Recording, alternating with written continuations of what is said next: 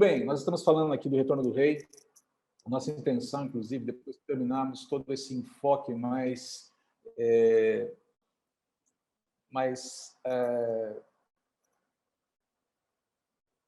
centrado, né, na teologia, na escatologia paulina, a ideia é nós falarmos um pouquinho do cenário atual, porque tem havido muitos ruídos, né, sempre houve, na verdade, mas tem havido muitos ruídos atualmente sobre The Great Reset, experiências estranhas que estão acontecendo lá no CERN e como isso influencia ou não influencia, como isso acaba trazendo qualquer espécie de elemento adicional para entendermos que estamos no fim, o negócio vai pegar fogo, é agora ou nunca e tudo mais, né? Também o próprio cenário político mundial, esses movimentos, nessas pendulações entre ideologias, a polarização entre as ideologias, quer dizer, o que tudo isso está significando para a gente? Será que a gente tem grandes novidades? Em parte, sim. Em parte, eu creio que essas grandes novidades que causam inquietação sempre existiram. Sempre existiram, em maior ou menor grau, mas elas sempre existiram. Especialmente no século XX. Se você viveu, eu já mencionei isso aqui, né? Mas se você viveu no início, se você passou pela década de 60 com um pouco de consciência política, eu acho que pouca gente aqui já tinha aí uma certa idade para ter essa consciência política. Eu nasci em 67, então a década estava quase terminando, né? E mesmo quem nasceu no início da década de 60 não vai se lembrar, mas a década de 60, no século XX, foi considerada a década em que o mundo quase colapsou. 1968, por exemplo, é conhecido como o ano que não acabou, dada a sobreposição de problemas políticos, sociais, econômicos, diplomáticos. Foram crises sobre crises, né? Então, o cenário, a estranheza em torno que permeia o mundo existe desde a queda. Porque a partir do momento em que houve a queda, você tem um planeta à mercê, ainda que temporariamente, dos efeitos colaterais dessa decisão e também desse inimigo que se tornou Satanás.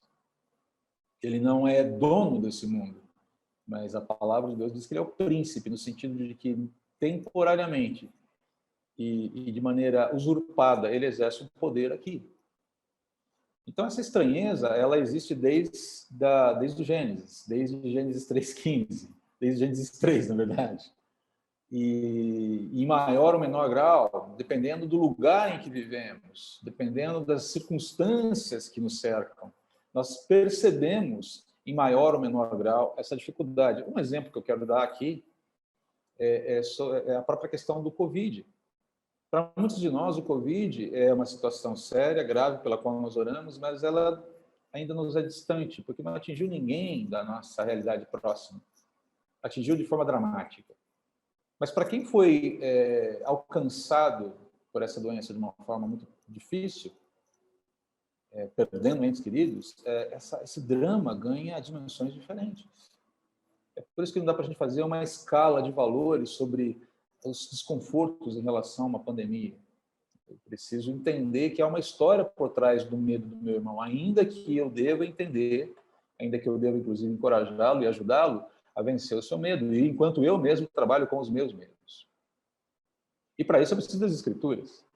E para isso eu preciso da esperança que essas Escrituras nos dão. E um dos assuntos que mais realmente fortalece a nossa esperança, especialmente em dias como esses, é a doutrina da ressurreição.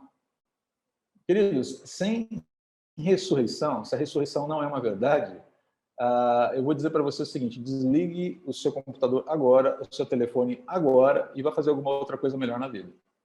Você está perdendo tempo aqui. Então, se você não crê na ressurreição, saia agora da sala. Na verdade, não estou mandando, estou pedindo para você porque você vai fazer alguma coisa melhor com a sua vida. Mas se você crê na ressurreição, fica aí. Tá?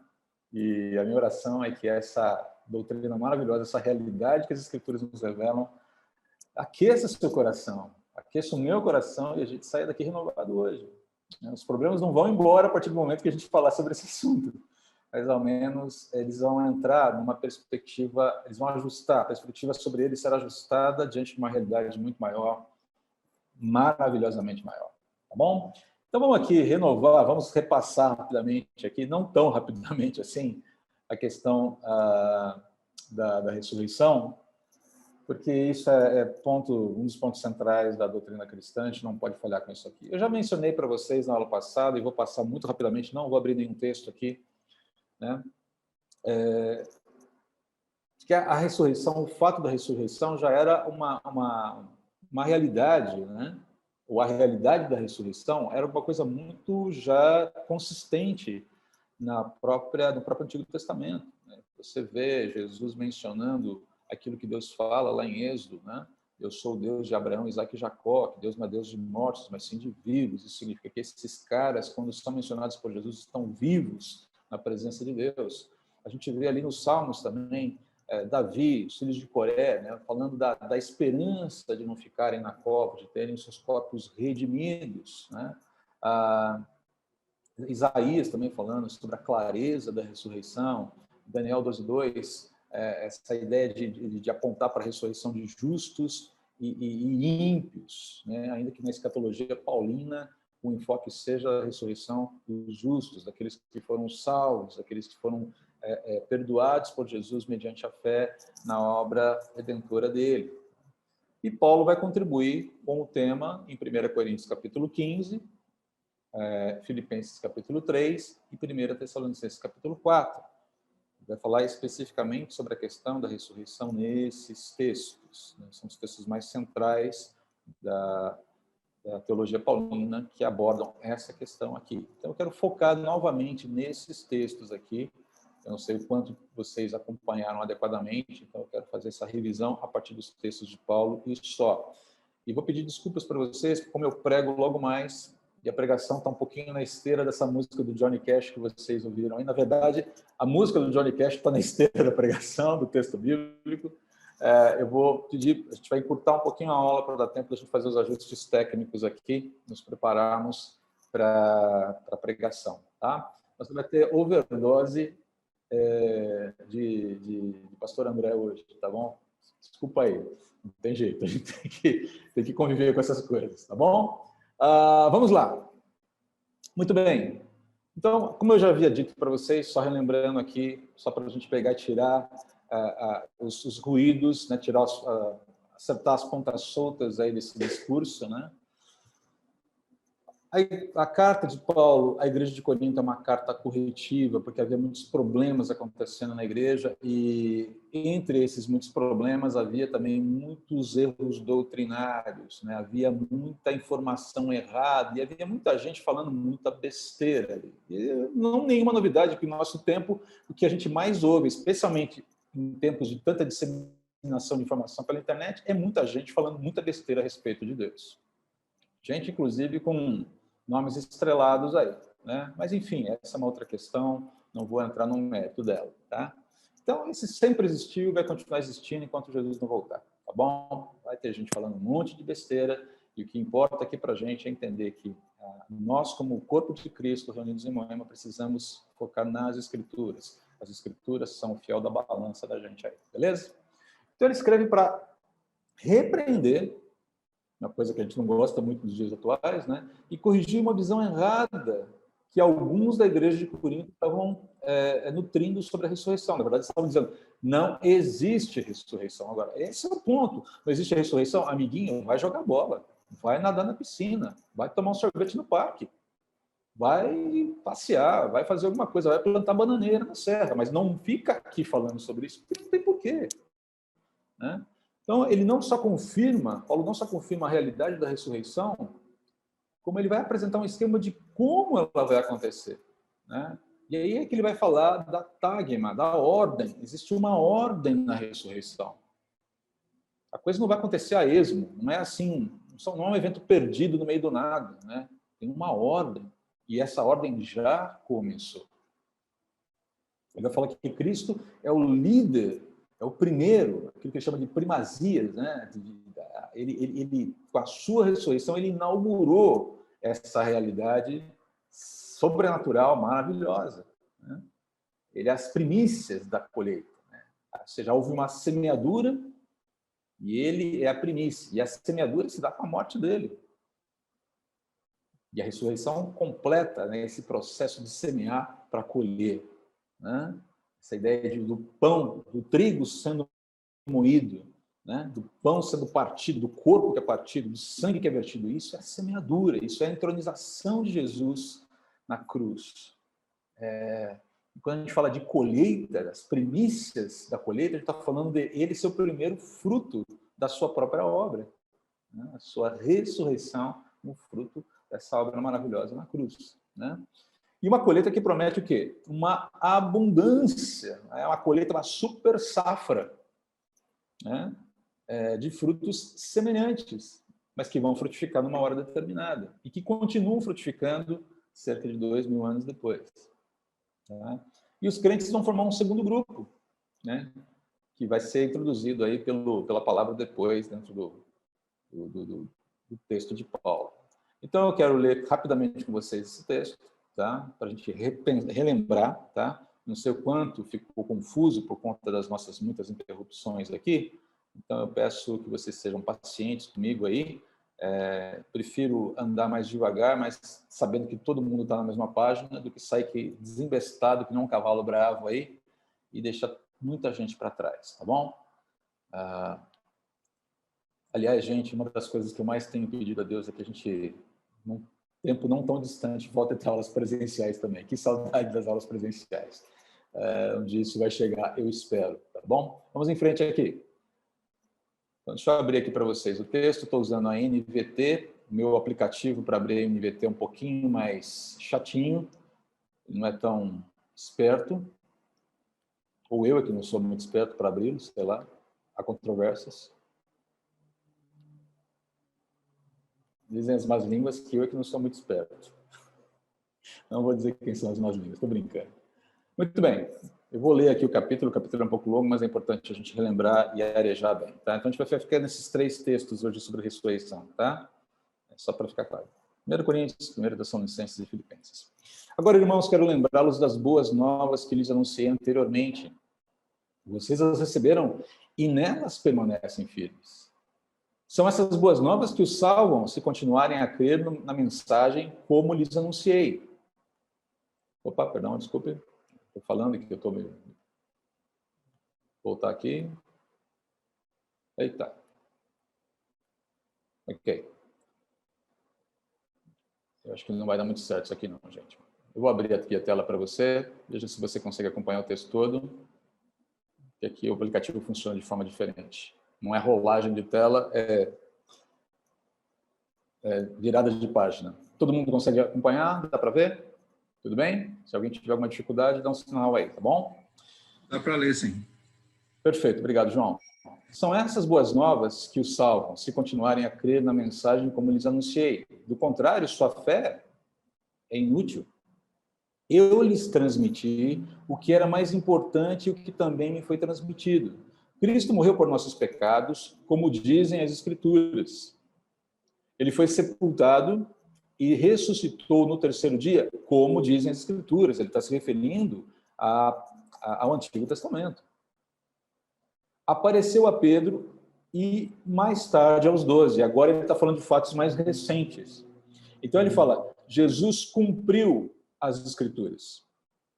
O Messias veio tal como as Escrituras falaram, a sua morte e ressurreição se deu, ou se deram, como as Escrituras afirmaram. E agora ele passa a falar de fatos recentes. Fatos não tão distantes dele, Paulo, ainda vivo.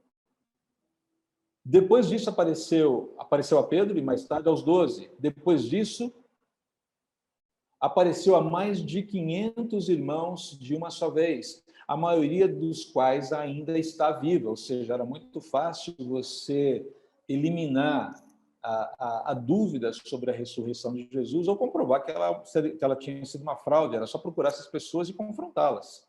Lembrando que assegurar que alguém tinha ressuscitado dos mortos, seguir o cristianismo, se tornar um cristão nesse período aqui, era quase que uma sentença de morte. Era pedir para ser excluído da realidade social, tanto judaica, que dirá romana dali a um tempo. Os romanos, nesse primeiro momento, não estão dando muita bola, não. Eles acham que o cristianismo é simplesmente uma facçãozinha ali do judaísmo, não estão muito preocupados com isso. Mas quando eles começam a falar, quando eles começam a ouvir essa história de que há um Jesus, que há um rei divino, eterno, imortal, a coisa começa a pegar. Lembrando que o cristianismo começa a crescer também. Ali em Atos a gente vai ter uma explosão, né? uma PG acontecendo ali, de uma forma estonteante. Mas vamos em frente aqui. Tá? Mais tarde, apareceu a Tiago e, posteriormente, a todos os apóstolos. Por último, apareceu também a mim, como se eu tivesse nascido fora do tempo. Pois sou o mais insignificante dos apóstolos. Aliás, nem sou digno de ser chamado apóstolo, pois persegui a igreja de Deus. O que agora sou, porém, deve-se inteiramente à graça que Deus derramou sobre mim e que não foi inútil. Trabalhei com mais dedicação que qualquer outro apóstolo e, no entanto, não fui eu, mas Deus, que, em sua graça, operou por meu intermédio. Logo, não faz diferença se eu prego ou se eles pregam, pois todos nós anunciamos a mesma mensagem na qual vocês creram. Pois bem, ele fez essa pequena introdução do assunto e agora ele vai aprofundar o assunto. Se proclamamos que Cristo ressuscitou dos mortos, por que alguns de vocês afirmam não haver ressurreição dos mortos? Pois se não existe ressurreição dos mortos, Cristo não ressuscitou. O problema é simples. Ou, na verdade, o problema é grave. Se não há ressurreição dos mortos, nem mesmo Jesus ressuscitou. Nós estamos negando o próprio Evangelho ao dizer... Essas pessoas que negavam a ressurreição estavam negando a essência do Evangelho. Vejam bem, essas pessoas estavam na igreja, gente. Ok? E se Cristo não ressuscitou, nossa pregação é inútil. A escola bíblica é inútil. Ouvir a mensagem do pastor Wilson, do pastor André, do pastor Felipe, é inútil. Ouvir qualquer mensagem biblicamente exposta é inútil.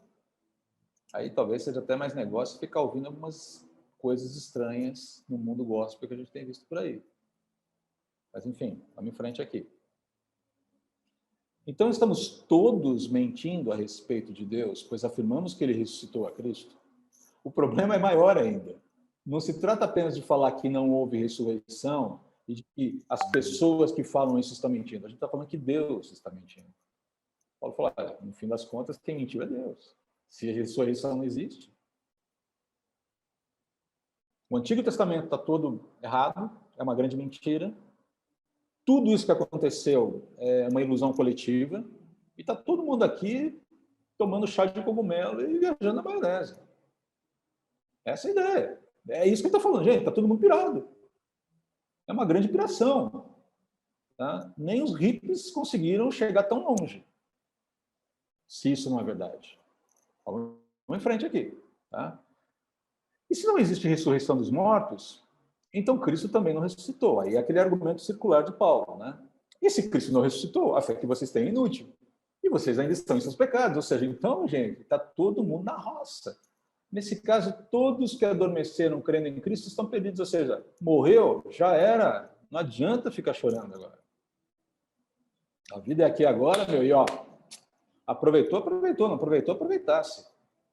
Se nossa esperança, esse é o ponto que ele quer reforçar aqui, se nossa esperança em Cristo vale apenas para esta vida, somos os mais dignos de pena de todo mundo. Ou seja, gente do céu, a nossa vidinha é mesmo uma miséria. Se não existe ressurreição, cara, para que confiar em Cristo? Vai fazer outra coisa na vida. E aí é aquela proposta de Jean-Paul Sartre, aquela proposta da filosofia existencialista. Ache uma justificativa para você porque Deus não existe. Não existe Deus. Você tem que dar um sentido para a sua vida. É você quem dá sentido a você mesmo. Até que, quando se esgota essa possibilidade, a pessoa percebe que não resta mais outra coisa a fazer senão tirar a própria vida. É por isso que, invariavelmente, é quase que certo, que o existencialista, que vai às últimas consequências, ele acaba numa outra coisa chamada niilismo, e aí ele vai dar fim à própria vida, porque viu que não tem condições de continuar preenchendo os espaços, os buracos que só Deus preenche, aquilo que Blaise Pascal falava, ou falou. Existe no coração do homem um vazio do tamanho de Deus. Nada consegue preencher esse vazio, senão o próprio Deus. Você pode colocar qualquer porcaria lá, qualquer coisa lá, até qualquer coisa muito legal lá. Pessoas ou coisas, ou seja lá, ou valores, seja lá o que for. Não dá conta de preencher o vazio. Ok? Então, Paulo está falando, olha, se não tem ressurreição, você simplesmente desmonta. É como um castelo de cartas. Você tirou a carta da ressurreição, o castelo cai. Mas o evangelho não é um castelo de cartas. E a ressurreição não é uma carta que você tira desse castelo para fazê-lo desmontar. É alguma coisa sólida. É rocha firme. Tem fundamentos. E aí fala, mas Cristo de fato ressuscitou dos mortos. Ele é o primeiro fruto da colheita de todos que adormeceram, de todos aqueles que já morreram com a sua fé professada em Jesus. Ele é o primeiro dentre essa família. Uma vez que a morte entrou no mundo por meio de um único homem, agora a ressurreição dos mortos começou por meio de um só homem. Ou seja, Deus não deixou o problema feito lá atrás, o problema iniciado com Adão, sem solução. Ele solucionou o problema. Na verdade, ele prometeu solucionar o problema no ato do problema. Gênesis 3,15. Ele falou, tão logo o problema aconteceu, ele falou, não, eu vou dar solução aqui. Apesar de toda a tragédia envolvida ali. Não vai ficar sem solução. E Deus é tão maravilhoso que ele não só aponta para a solução, mas ele gera nessa promessa de solução com a ideia ali. Não é simplesmente, um dia eu vou resolver o problema. Não, ele fala, acreditem, confiem, tenham esperança, eu vou resolver o problema. A promessa de Deus não significa trazer ou fornecer esperança para dali milhares de anos. Adão, é o seguinte, a tua geração já era, vocês estão lascados. Quando chegar o tempo certo, eu vou trazer esperança para o mundo, tá bom? Até lá, meu amigo, já era. Não, quando Deus faz essa promessa ali para o homem, na verdade, é uma promessa para toda a realidade cósmica. Ele está dizendo, a esperança vale a partir de agora. Vai acontecer, pode acreditar. Ninguém sabe que um dia vai nascer um bebezinho lá em Belém. Belém nem existe como lugar físico, mas existe uma promessa e existe a confiança no caráter de Deus de que ele cumprirá essa promessa. Por isso que os salvos do Antigo Testamento, eles são salvos baseados nessa confiança no caráter de Deus de que ele cumprirá o que ele prometeu. Ok? Sempre bom a gente reforçar essa verdade aqui, tá bom? Porque sempre vem aquela pergunta, mas o que aconteceu com... E como é que o pessoal do Antigo Testamento era salvo? Era salvo pela confiança no caráter de Deus de que ele cumpriria as suas promessas. Ainda que não vissem. Romanos capítulo 4 fala sobre isso. Como é que Abraão foi justificado? Mas esse assunto é um outro assunto. É só para a gente pegar e compor uma ideia mais clara aqui e voltar para a ressurreição aqui. Tá bom? Uma vez que a morte entrou no mundo, bom, ok? Assim, versículo 22, assim como todos morremos em Adão, ou seja, a morte veio para todos os homens, morte espiritual, morte física, todos que são de Cristo receberão nova vida. Vida espiritual e nova vida.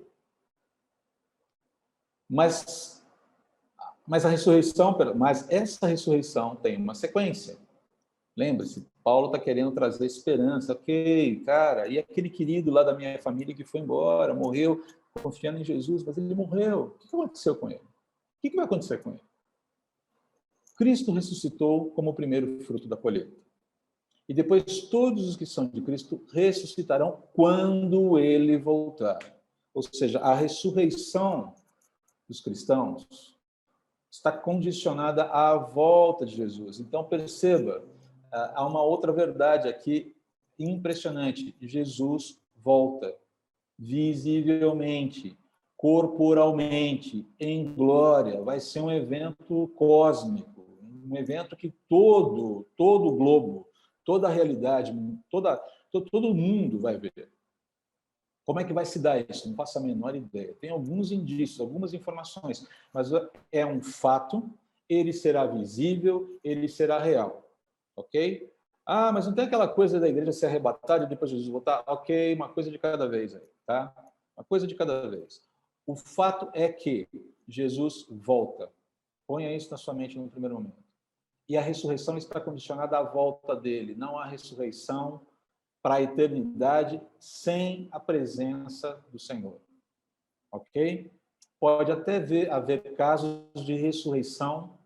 Eu já ouvi alguns testemunhos impressionantes. Nunca testemunhei, mas ouvi testemunhos impressionantes de ressurreição de gente que foi ressuscitada para que a glória de Deus fosse, o poder de Deus fosse reconhecido e o nome dele fosse evidenciado e houvesse conversões e salvações. Mas não são ressurreições para a eternidade, são ressurreições para a vida presente. A pessoa vai morrer em algum momento da vida. Foi o que aconteceu com Lázaro, por exemplo. Ressuscitou, mas depois morreu. E vai ressuscitar de novo. Tá? Tem alguns sorteados aí na loteria divina, né, que vão passar por duas ressurreições, uma em vida e outra na morte. Olha essa coisa impressionante. Mas, enfim, vamos lá. Sem muitas divagações aqui. Mas só para você perceber como esse negócio é maravilhoso, é grandioso. Tá bom? Muito bem, vamos em frente aqui. Pois é necessário, então virá o fim, quando ele entregará o reino a Deus. Então perceba que essa ideia de fim vem depois da volta de Jesus. E depois desse fim, que não é uma coisa muito concentrada, assim, pá, né? Você tem o quê? A entrega do reino a Deus, ou seja, o encerramento da história tal como nós a conhecemos. Ou como nós iremos até conhecer. Um interlúdio aí, a gente vai explicar essa questão do milênio e tudo mais, tá? Tribulação, milênio e tudo mais, tá bom? Pois é necessário que Cristo reine até que tenha colocado todos os seus inimigos debaixo de seus pés. Todos. Tá? Todos os inimigos debaixo de seus pés. Interessante, porque a palavra de Deus fala que o Messias, o rei, reinará com um cetro de ferro. E o que significa reinar com um cetro de ferro, senão impor a sua verdade, a sua justiça àqueles que lhe resistem? Mas isso é ditadura. Ditadura, no caso de Deus, funciona, gente. Nossa, André, que coisa horrível de se dizer. Abra sua mente. Deus é um ditador benevolente. Agora, lembre-se, ele é um ditador benevolente que está dando tempo e mais tempo para a gente exercitar a nossa liberdade aqui, dando-lhe as costas. Que ditador você consegue, ou que você, humano, que você sabe que faz isso, que você conhece que faz isso? Então, na verdade, Deus é um ditador benevolente que até admite a democracia humana para ver onde ela vai dar. Para que o homem teste a sua liberdade, para que os homens testem as suas liberdades e vejam se estão caminhando bem. E a gente percebeu que a coisa não está funcionando muito bem, né? Mas, enfim, isso é um outro assunto, mas só para você entender aqui que o reino de Jesus é um reino que impõe a força em algum momento. Vencer os inimigos, colocar os inimigos debaixo dos seus pés, é colocar os inimigos de joelho, fazê-los ceder, fazê-los capitular. Ok? Não são só inimigos humanos. Claro que não. Tá? Mas há inimigos. E o último inimigo a ser destruído é a morte. A morte que tanto assombra o homem. Pois as Escrituras dizem, Deus pôs todas as coisas sob a autoridade dele. Claro que quando diz que todas as coisas estão sob a autoridade dele, isso não inclui aquele que conferiu essa autoridade a Cristo, o próprio Deus. Então, quando todas as coisas estiverem sob a autoridade do Filho, ele se colocará sob a autoridade de Deus, para que Deus, que deu a seu Filho a autoridade sobre todas as coisas, seja absolutamente supremo sobre todas as coisas em toda parte. Essa relação entre o Filho, Deus, né, essas diferenças entre as pessoas da Trindade, a gente já estudou lá em teologia própria, no comecinho desse curso, no ano passado, né? Nós lembramos que as pessoas da Trindade, elas são iguais ontologicamente, mas diferentes no que diz respeito às suas funções, à economia, aos arranjos relacionais dentro da Trindade. É por isso que o Filho pode se submeter ao Pai. É por isso que o Filho pode se esvaziar ao ponto de encarnar em obediência à vontade do Pai. Não porque ele seja menos importante em valor, mas porque dentro das relações da Trindade, o Filho se submete ao Pai. Ok? Uma submissão voluntária, amorosa, tá? Para cumprir a vontade do Pai. Essa relação é muito bonita, inclusive ela é muito importante para a gente entender o próprio conceito de relação homem e mulher, criados à imagem e semelhança de Deus. A gente viu isso também em antropologia, lá no comecinho de 2020, tá bom? Só a gente dar uma recapitulada nisso aí. E aí, deixa eu pular um pouquinho aqui, né? Então ele vai colocar aqui, deixa eu ver aqui onde estou.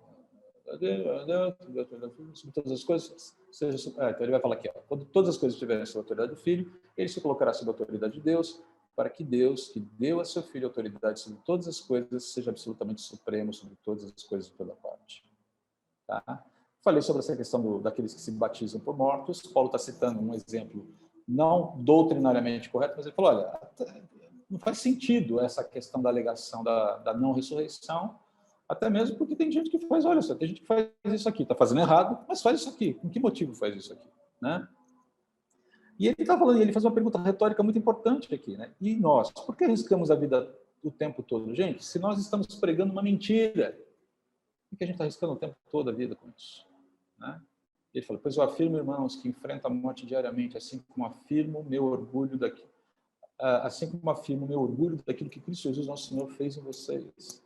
E se não haverá ressurreição dos mortos, de que me adiantou ter lutado contra as feras? Ele não está falando de animais aqui, ele está falando da gentalha terrível lá de Éfeso. Você conhece lá a passagem lá em Atos, quando Paulo passou por lá, deu um perereco miserável lá e ele quase que foi, né, foi um negócio feio. Tá? Ele fala, se não há ressurreição, qual é a ideia? Aqui é uma proposta existencialista de Sartre. Comamos e bebamos porque amanhã morreremos. Gente, vamos comer e beber. Vamos encher a cara e vamos nos empanturrar. Aliás, essa era, de certa forma, a grande filosofia não, a grande prática de boa parte dos romanos que viviam dentro do Império Romano. As orgias eram isso aqui. Dias e dias de bebedeira, sexo, comida, para tentar preencher o vazio. Júpiter não dava conta de resolver o problema. Júpiter, né, a divindade análoga a Zeus, dentro da mitologia greco-romana. Não se deixem enganar pelos que dizem essas coisas, pois as más companhias corrompem o bom caráter. Ou seja, meu amigo, preste atenção a quem você está dando seus ouvidos aí, hein? O que você anda vendo na internet? Que tipo de mensageiro da palavra de Deus você anda consumindo aí? Aliás, essa ideia de consumir espiritualidade via internet está virando um grande problema entre os crentes, né? Porque faltam filtros às vezes. Eu tenho filtros para... Eu estou conseguindo ligar os filtros que eu preciso para consumir o que eu tenho consumido. Não estou dizendo que a gente não pode ver, mas dependendo da fonte que eu bebo, eu vou produzir o mesmo tipo de água. Esse é o problema. Pensem bem sobre o que é certo e parem de pecar. Ele está falando, é pecado você descaracterizar a verdade revelada por Deus. Isso é pecado. Não façam isso. Não mudem os marcos. Não reajustem a palavra. Não façam adaptações. Isso é pecado. Tem nome, gente. Pecado. Pois, para sua vergonha, eu lhes digo que alguns de vocês não têm o menor conhecimento de Deus. Ele fala, tem gente aí, ele fala com base naquilo. Olha, se tem gente que está falando que não há ressurreição, eu só posso chegar a uma única conclusão. Esse pessoal não entendeu o evangelho, ainda não é salvo. É um negócio muito sério. E aqui eu quero fazer um alerta, e eu creio que eu vou ter que terminar por aqui, infelizmente. Eu acabei entrando no texto, virou uma pregação, né? Desculpe. Mas a gente precisa focar. Gente, nós estamos vivendo uma época em que há muitas vozes falando muitas coisas a respeito de Deus. Já disse isso agora há pouco. Nós precisamos confrontar. Se você quer ouvir, ótimo, ok. Mas nós precisamos ter a palavra de Deus como fiel da balança. A questão não é simplesmente anular a ressurreição. O problema é que quando você anula uma verdade doutrinária das Escrituras, todas as outras recebem uma reverberação negativa, ao ponto de chegarmos ao próprio Deus. É isso que Paulo está falando aqui. Só ir um pouquinho além aqui para a gente usar um pouquinho melhor o tempo. Alguém pode perguntar, como os mortos ressuscitarão? Que tipo de corpo terão? Que perguntas tolas. Eu falo, não é essa a questão aqui, não importa, isso pouco importa nesse momento. A semente só cresce e se transforma em planta depois que morre. E aquilo que se coloca no solo não é planta que crescerá, mas apenas uma semente de trigo ou de alguma outra planta. Ele está falando dessa coisa do corpo que vai morrer e do corpo que vai ressurgir. Fazendo uma analogia aqui, usando uma metáfora. Então Deus lhe dá o novo corpo como Ele quer. Um tipo diferente de planta cresce de cada tipo de semente. Da mesma forma, há tipos diferentes de carne. Um tipo para os seres humanos, outro para os animais, outro para as aves, outro para os peixes. Também há corpos celestes e corpos terrestres.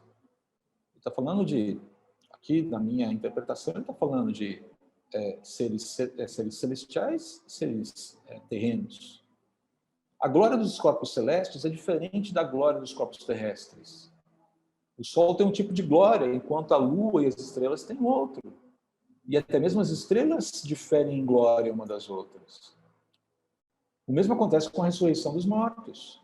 Quando morremos, o corpo terreno é plantado no solo, ele se decompõe. Mas ressuscitará para viver para sempre, ou seja, ele será retomado.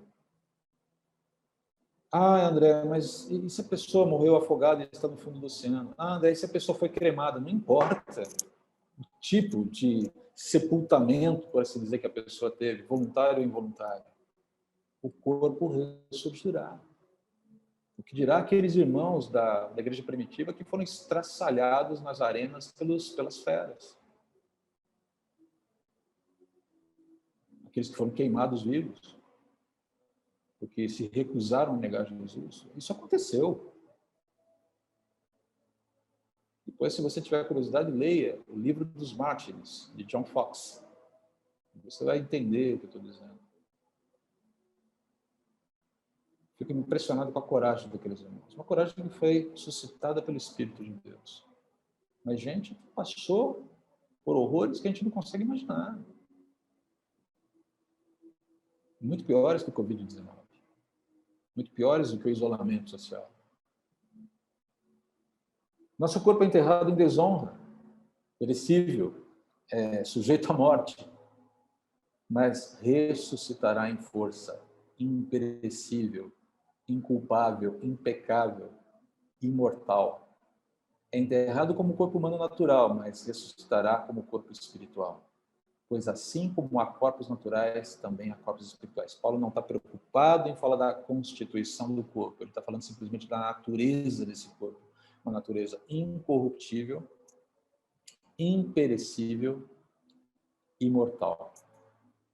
Livre, sobretudo, curado plenamente do pecado. Isso, para mim, é o mais sensacional de tudo. Curado, sobretudo, do pecado. Não sujeito mais à morte, não sujeito mais ao erro, não sujeito mais ao equívoco. Gente, dá para imaginar isso?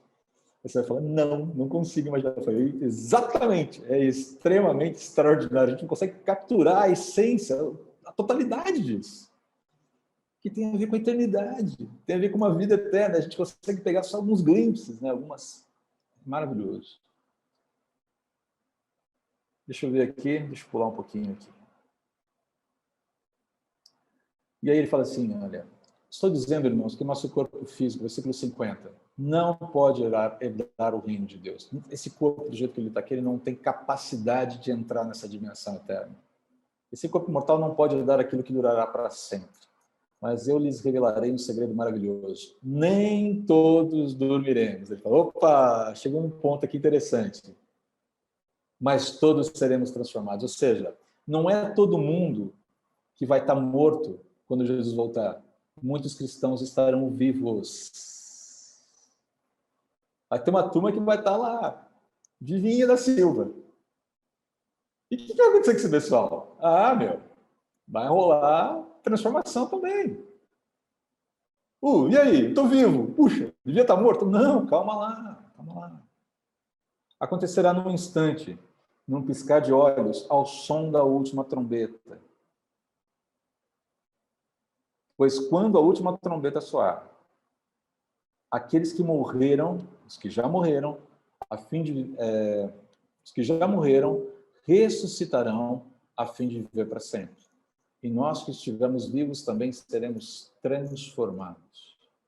Pois nosso corpo mortal precisa ser transformado em corpo imortal. Então, quando o nosso corpo mortal tiver sido transformado em corpo imortal, se cumprirá a passagem das Escrituras que diz: a morte foi engolida na vitória. Morte, onde está a sua vitória? Morte, onde está o seu aguilhão? O pecado é o aguilhão da morte que nos fere. Por isso que está falando de cura, inclusive, do pecado. E a lei é o que torna o pecado mais forte. Mas graças a Deus que nos dá vitória sobre o pecado e sobre a morte por meio de nosso Senhor Jesus Cristo. É um negócio sensacional, gente. Você lê isso aqui e fala, nossa, espetacular, espetacular. Agora perceba, quem escreve isso aqui é um homem que trocou a segurança da religiosidade, do farisaísmo, o status quo, toda essa realidade de ser o cara, de ter poder, de ter influência, para ser alguém que vai dar a cara a tapa e que vai, nesse mundo, padecer bastante. Jesus mesmo fala lá, né? Quando ele chama Ananias para falar, vai lá e vai encontrar um sujeito lá, tá no capítulo 9, se não me engano, de Atos. Né? Ele chama Ananias, fala, Ananias, vai lá para a rua chamada direita e procura um sujeito chamado Saulo de Tarso lá, vai lá e batiza o cara. Não põe as mãos sobre ele, na verdade. Né? Pô, senhor, mas eu tô... Esse é aquele cara. Esse é aquele cara. Só que eu vou mostrar para ele com quantos paus se faz uma canoa. Não, não é isso que Jesus fala. Eu vou mostrar para ele o quanto importa sofrer por amor ao meu nome. Eu falei, ele vai sofrer muito por mim. E ele vai amar cada momento, porque ele sabe o que ele ganhou. Ele sabe o que ele recebeu. Ele vai entender. E o sofrimento vai ser uma pequena implicação do grande ganho que ele tem. Tudo que ele mais almeja, eu realizei. Se volta para mim. É em mim que tem a sua realização mais plena. Ele vai entender isso. E ele vai amar cada minuto. É isso aqui. É isso aqui. Plenamente curados do pecado, certos de uma vida em que o corpo está presente. Que corpo? Como é que vai ser a constituição desse corpo? Gente, eu não sei, a palavra de Deus não deixa claro, mas é um corpo que ele pode ser tocado. O Senhor Jesus foi tocado depois da sua ressurreição. Mas ele também tem algumas propriedades interessantes. Eu costumo brincar, para quem gosta de Star Trek, né, que a Bíblia já fala de teletransporte há muito tempo. Né? E não precisa do Sr. Scott ligando lá o Energizer. Quem conhece a ficção científica, gosta de Star Trek, sabe do que eu estou falando aqui. O Senhor Jesus sumindo da presença ali, naquele momento maravilhoso com os discípulos, depois de caminhar com eles até Emaús. Quando parte o pão, os discípulos têm os seus olhos abertos e o reconhecem, e ele imediatamente some da presença deles. E depois aparece os discípulos assim, sem mais nem menos. Como assim ele está aqui agora? E naquele momento, logo depois, torno desses eventos sensacionais. Tomé ali, coloca a mão aqui, Tomé, sou eu mesmo. Você não está vendo um holograma, um fantasma. Tá? Não é o meu espírito que está aqui, é o meu corpo, sou eu vivo. Venci a morte, rapaz, creia nisso. E essa vitória vai sendo otorgada para você também. Gente, isso traz esperança para você. Nós vamos encerrar o Papo de Ressurreição por aqui. Tá? Eu acho que foi suficiente. Acabamos nos aprofundando em 1 Coríntios. Depois, os textos análogos em Filipenses e 1 Tessalonicenses vão falar basicamente sobre as mesmas questões, mas com abordagens um pouco diferentes. Eu vou deixar para vocês lê-los aí, passo os arquivos para vocês depois, para a gente poder seguir com o nosso papo aqui.